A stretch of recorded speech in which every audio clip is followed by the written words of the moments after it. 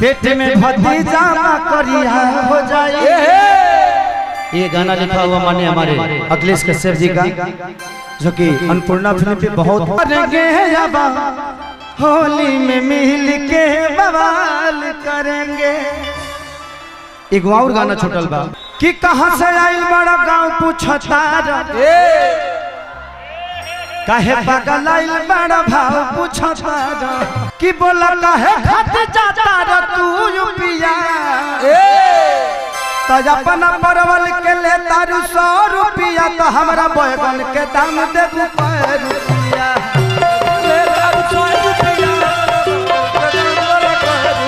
अपना परवल के ले तारू 100 रुपया तो हमरा बैगन के दाम दे 5 रुपया परवल के दाम 100 रुपया हमरा बैगन जी जी जी। आप लोग अगर मैं कह रहा हूं ना कि वो लाइट वहां नंगा है यार, समझा करो, अपनी जान बचाओ। मैं ये कार्यक्रम बंद कर दूंगा बाबू, आपकी जान मेरे लिए बहुत जरूरी है। मैं नहीं, मैं आप जिंदा रहोगे 10 बार खेसारी नेपाल आएगा और आप सुन लोगे। प्लीज आप वहां से हट जाओ, क्योंकि वहां पे नंगा तार है यार, तुम नहीं समझ रहे हो। वो एक तार किसी में सटा तो कम से कम 50 लोगों को ले डूबेगा। समझा करिए आप लोग, अपनी जान तो बचाइए। जान के कीमत नहीं खे के निकल लगे। अजब लइका बड़ा सही पागल कर दिया से हमरा के चढ़ना बिछा से बिठाए साली कि चोली रंगाई दे हम 2 रुपया हो कि साया रंगाई 2 रुपया। अभी भी ये गाना चल रहा है कि बनी के बंदर डाल देगा अंदर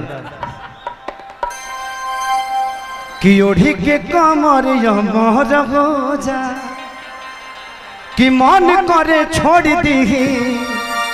अरे कहिल पढ़ाई छोड़ दे होला स्कूलिया में, अरे बहुत लड़ाई घर बैठ जो कि धाके कोनो गाटा खींच ले मधुपटा हमर जीवा जरा दिलवा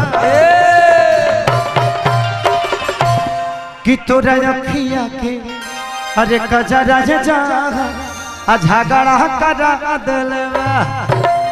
लेके आई एगो होली का रात से ले हम सवा भाता रे है होली के बाद 1 2 3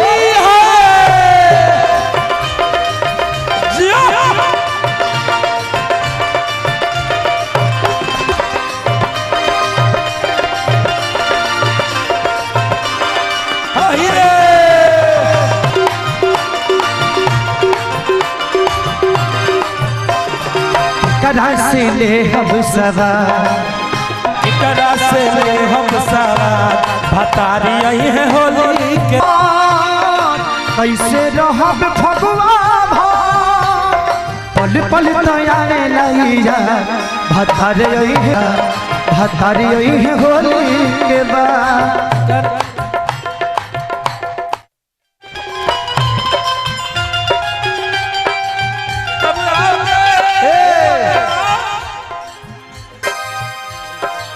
एक बार दीजिए आप लोग, साउंड के पास से अगर हंगामा करेंगे साउंड एक बार में बंद होगा, कार्यक्रम बंद हो जाएगा। मैं बार बार कह रहा हूँ, प्रशासन से भी कह रहा हूँ कि साउंड के पास से लोगों को हटा दीजिए। आप 2-4 लोग प्लीज साउंड के पास चले जाइए, वहां पे पब्लिक डिस्टर्ब करेगी तो साउंड ऑपरेटर को प्रॉब्लम होगी और बहुत दिक्कत हो जाएगा। तो साउंड के पास से किसी को मत रखिए। हो मेरे जागने से पहले हाय मेरी किस्मत सो जाती है, मैं देरी करता नहीं देर हो जाती है, मैं देरी करता नहीं देर हो जाए कहीं देर न हो जाए कहीं देर ना। ओ मेरे जागने से पहले हाय मेरी किस्मत, ओ मेरे जागने से पहले हाय मेरी किस्मत सो जाती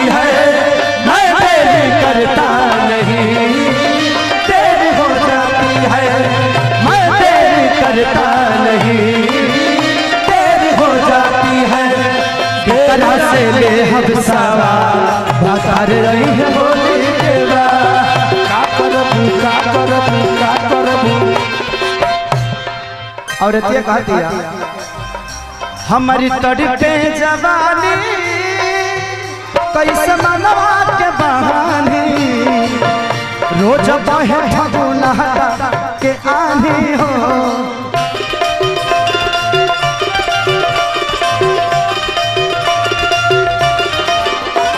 में हर के परेशानी केहू दोसर का जानी जेकर मरद न दर्द का जानी हो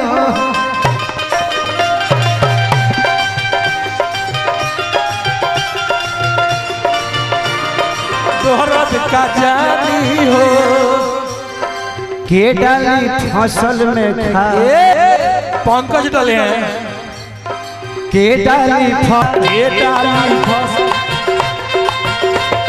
के करा से ले हम सारा भतार रही है होली के करबू तो पूरा के दिल जलाती हो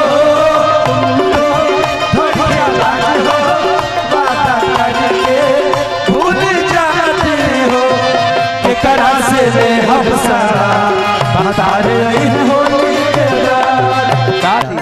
कैसे समदेहाती सजनवा कहिला गेला मना कहे बापे लियला गवना हो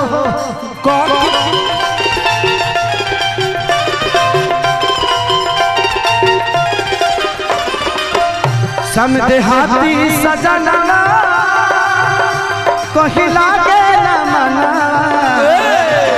कहे बापेले अहिला गवना हो आ गईले घरे जा जा भतार रही है होली का करबू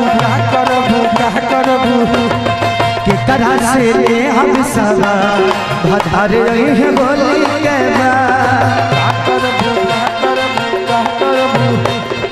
देवरा तो भतार रही है होली